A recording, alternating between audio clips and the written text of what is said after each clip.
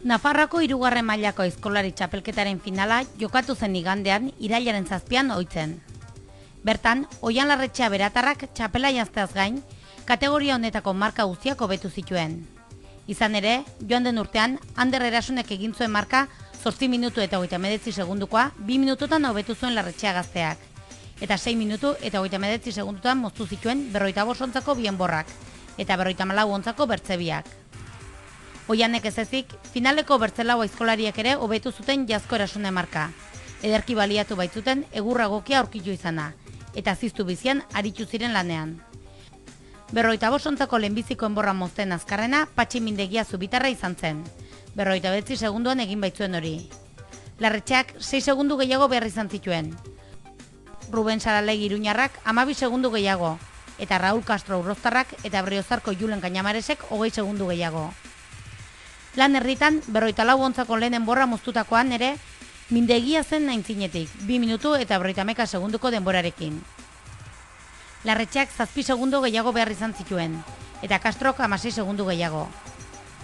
Saralegi eta Cañamares gibeltzen hasiak ziren. Lanaren bigarren zatian, Larretxea nagusitzen hasi zen. Honela, 3. enborra, 54 ontzako bigarrena, aintzinetik moztu zuen berakoak, 5 minutu eta 11 segunduan. Mindegiak 17 segundu gehiago behar izan zituen.